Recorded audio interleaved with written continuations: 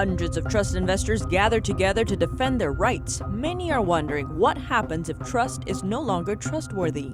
Residents in China's largest city facing fast-flowing floods and mudslides. This as officials label the floods the lowest emergency level, warning it's just the beginning of flood season. One of China's most important agricultural regions under attack by locusts, the insects decimating crops crucial to the region's survival. A Beijing mall shut down after a confirmed virus case was found. Now residents are wondering about the efficacy of the health tracing QR codes. And a bipartisan bill sanctioning China now heading to the president's desk. This in response to the national security law on Hong Kong. See why analysts say it could strike a major blow to Beijing. Welcome to China in Focus. I'm Tiffany Meyer. Now to China's floods. In Chongqing City, upstream of the famous Three Gorges Dam on the Yangtze River, mudslides hit part of the city. One video shows two people falling into the current who likely drowned soon after. In a residential area, two people managed to climb onto a roof to escape the muddy waters below. But floodwater soon started pouring down from above, forming a waterfall. The two people were helping a third person to climb up, when people upstairs who were watching them from above suddenly began screaming.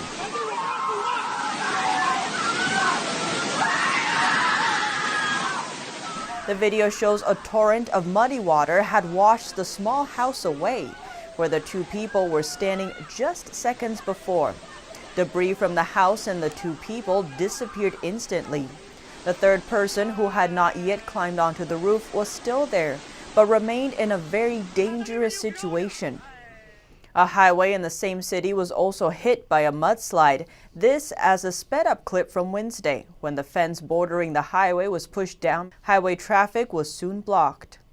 The Communist Party's media mouthpiece, Xinhua News Agency, reported that as of Thursday, only one person had died and one person was missing in the city. Since the beginning of June, floods have been battering southern and central China. 70% of China's provinces have suffered due to heavy rain, floodwaters, or mudslides. Chinese authorities announced on Thursday that the country has entered flood season. The same day, the inflow of the Three Gorges Reservoir into the Yangtze River reached over 1.7 million cubic feet per second. Chinese authorities called it the first of many big flood waves this year. An emergency level 4 alert was activated the same day. China's emergency response meter is divided into 4 levels according to the severity of the disaster. Level 4 is the lowest, least dangerous warning. Level 1 is the highest and indicates extraordinary danger. That means right now, Chinese authorities say the country's flood situation is classed as the lowest level of emergency. Forecasters are warning that from July 4th to the 6th, rainfall will increase in China's southwest region to the mid and downstream sections of the Yangtze River. The area includes Wuhan and Shanghai. The increased rainfall will pose a high risk of flooding both in the mountains and in the urban areas.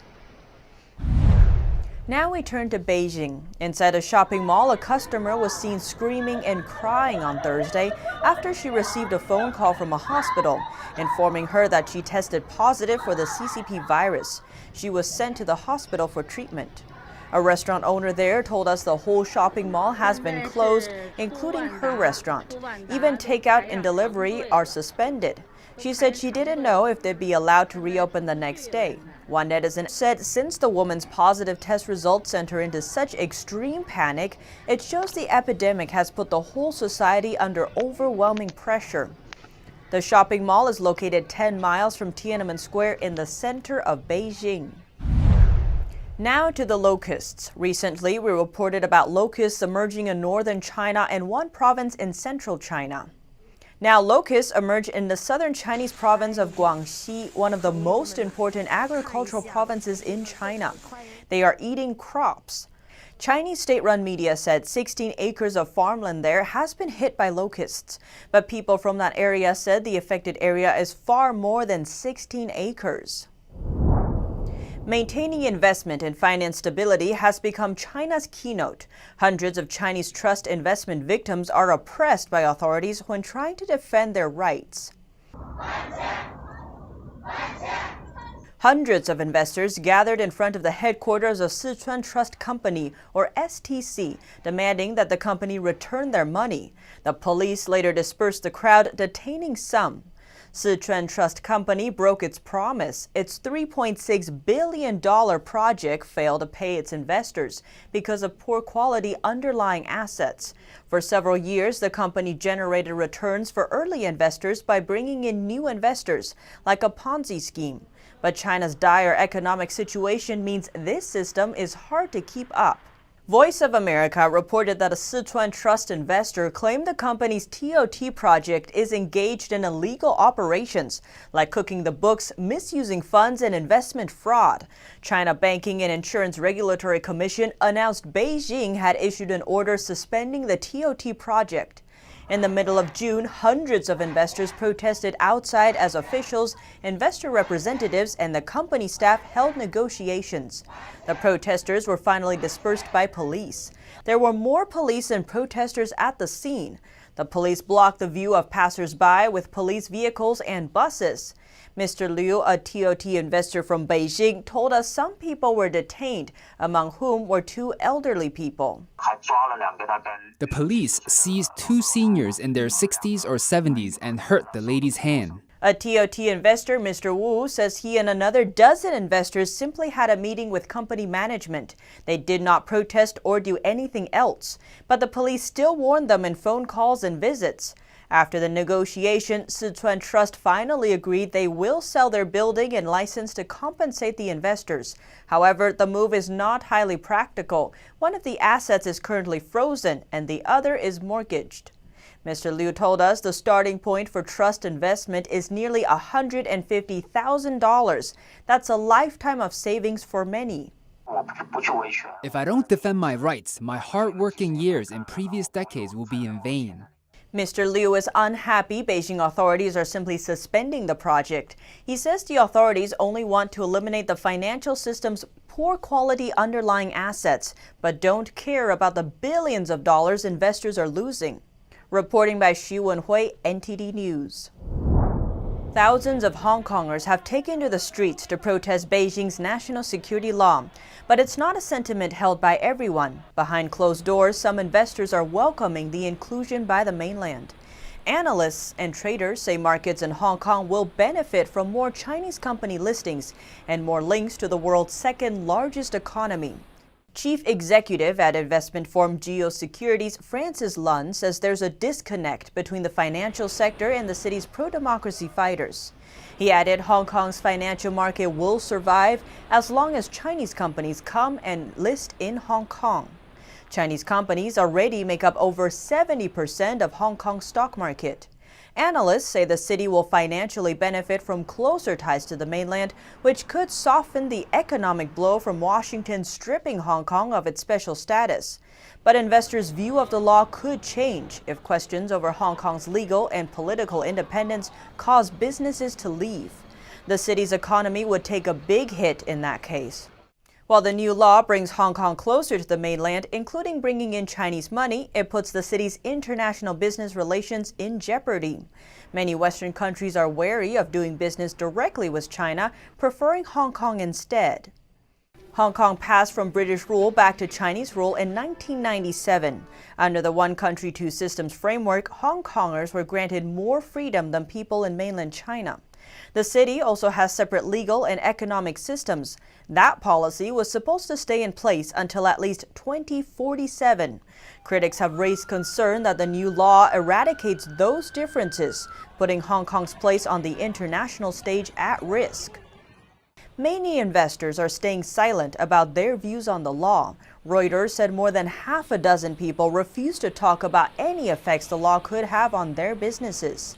Some are already reviewing old posts on social media and deleting anything they think could be used against them. Some managers have even advised employees that topics including the new law are to be kept off messaging apps or internet cafes. And as Hong Kong comes under increased international scrutiny, China is increasing its scrutiny of foreign press inside the country. Beijing has asked 4 U.S. media outlets to disclose details of their staff and financial operations in China, as freedom of the press in the country appears to shrink even further. That seems especially so for foreign media. More than a dozen journalists have been expelled from the country in the past year. Many of them are from the U.S. China has said the expulsions are in response to moves by the U.S. But critics say the Communist Party has used Washington's moves as a way to get rid of reporters who are covering sensitive topics, like the internment camps in Xinjiang or the CCP virus outbreak in Wuhan. The bipartisan bill sanctioning China has now been passed by both the House and Senate. Analysts say by targeting the finance sector, the bill could strike a major blow to Beijing for its threats to Hong Kong's freedom. Is there objection? Without objection, so ordered. A bipartisan bill sanctioning China is now heading to the president's desk. It aims to punish Beijing's crackdown on Hong Kong. The bill will impose sanctions on Chinese officials who are involved in implementing the new national security law, as well as banks that do business with such officials. Critically, our legislation also takes another step. It penalizes banks that choose to finance the erosion of Hong Kong's autonomy. Banks that would put marginal profits ahead of basic human rights of the people of Hong Kong. Beijing's new law in Hong Kong carries penalties of up to life imprisonment to target those accused of subversion and separatism. Such charges are often used by Beijing to suppress dissidents and human rights activists in mainland China. The bill is a larger signal to China. It's a message that the United States and the free world are no longer willing to look past some of the worst behavior that's been occurring. It's a message that our patience has run out. According to the bill, named Hong Kong Autonomy Act, President Trump will have the final say on specific forms of the sanctions. In theory, he could cut off the sanctioned banks' access to the international dollar transaction system controlled by the U.S. Experts have argued that the finance sector is the U.S. trump card in terms of sanctioning China. Bloomberg reports that China's largest banks have over $1 trillion in dollar funding at stake and face potentially steep fines according to the new bill. And the sanctions target not only Chinese or Hong Kong banks, but any global banks whose customers include Chinese officials and their relatives. U.S. economist Peter Morici wrote that by sanctioning all foreign banks, the U.S. would force some of the largest banks in Germany and France to make a choice: do business in New York or Shanghai. Meanwhile, Commerce Secretary Wilbur Ross told Fox Business that all companies who have Hong Kong as their headquarters for Asia are likely to begin to rethink whether that's still a good idea. In an earlier interview with NTD, Senior Vice President at the U.S. Chamber of Commerce said that their members are worried about the development. Changing Hong Kong's status and mucking around with Hong Kong's rule of law and transparency and sense of independence, as it were, as in a word, from much of what happens on the mainland is probably not a great idea as far as our membership is concerned. The new Beijing law targets not just Hong Kong citizens, but also foreigners. The governments of Canada, Australia, and Taiwan have issued warnings to its citizens about traveling to Hong Kong. Canada said they may be at an increased risk of arbitrary detention, leading to extradition to mainland China. And we've seen some of the warnings come out from places like Canada about the potential challenge for foreign citizens operating in Hong Kong, and that's worrisome, to be candid. But I think a lot of our members have strong ties to Hong Kong, have deep roots in Hong Kong, and frankly, many of our members are active in China proper. So if Hong Kong just becomes another Chinese city, I think many of our members will roll with it. But that I think would be very unfortunate for Hong Kong's special role. Reporting by Penny Zhou and Paul Greeny, NTD News. Australia is joining the UK and considering safe haven proposals for Hong Kong residents after China imposed a new national security law on the financial hub. As the world watched new protests erupt in Hong Kong against a national security law introduced by Beijing, the UK and Taiwan have both offered assistance to Hong Kongers that wish to leave. The new law punishes crimes of secession, subversion, terrorism and collusion with foreign forces with up to life in prison. On Thursday, Prime Minister Scott Morrison said Australia will also offer support. We do find these events very concerning, and we've been very clear about our statements that in concert with many other nations, this is not a position Australia has commented on in isolation. We've done so with many other like-minded countries about these events. Morrison says they will offer safe haven visas to those who want to exit the former British colony, and said they were putting the final touches on the proposal. Authorities in Beijing and Hong Kong have repeatedly said the legislation is aimed at a few troublemakers and will not affect rights and freedoms. But critics fear it will crush freedoms and the city's independent legal system. The law has also drawn international outcry from the United States and the European Union, who have warned of serious consequences over the law. Britain said it would stand by its word and offer all those in Hong Kong with British national overseas status a special immigration route, where they can stay for 5 years to live and work in Britain. Britain and Canada also updated their travel advisories for Hong Kong yesterday, saying there was an increased risk of detention. Hong Kong police arrested more than 300 people on Wednesday, the first day the law was in effect, as protesters turned out in the thousands calling for freedom. Police say 9 of the arrests were for violations of the new law. On the same day, China urged Australia to, quote, stop using Hong Kong to interfere in China's internal affairs, and warned Australia not to go further down this wrong path. The UK government is opening the door to millions of people from Hong Kong and will offer them a direct and simple path to citizenship. About 350,000 British national overseas passport holders and their dependents will be given the right to come to the UK for 5 years. This includes the right to work and study. A year later, they can seek citizenship. A total of up to 3 million people are eligible. But we will not look the other way when it comes to Hong Kong, and we will not duck our historic responsibilities to its people. Secretary Raab listed the many ways Beijing's new security law in Hong Kong violates the Sino-British Joint Declaration and Beijing's own laws. It is a sad day for the people of Hong Kong, and one which can only undermine international trust in the Chinese government's willingness to keep its word and live up to its promises. Earlier, UK Prime Minister Boris Johnson also condemned China over the new security law. The enactment and imposition of this national security law constitutes a clear and serious breach of the Sino-British Joint Declaration. China's foreign ministry threatened Britain that they would have to bear the consequences if they proceeded to offer citizenship to people from Hong Kong. The CCP claims that Hong Kong's matters are China's internal affairs. The UK has granted asylum to Simon Chen, a former employee at Britain's consulate in Hong Kong. Chen, a Hong Kong citizen, was abducted while on a business trip in mainland China last August.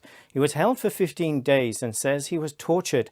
Beijing accused him of spying and inciting political unrest in Hong Kong. 6 months ago, he applied for UK asylum. Now he has his answer. Chung says he is very grateful and he will continue fighting against China's expanding totalitarianism. He hopes to return to Hong Kong in the future after democracy and freedom are established. The Team China in Focus is taking a short break tomorrow and Saturday this week. We hope you also have a happy 4th of July. And we have some good news. You can also see us on TV starting next week. NTD America is launching on Verizon Fios TV and Frontier Fios TV in the US. And you can see China in Focus on there too. Thanks for watching.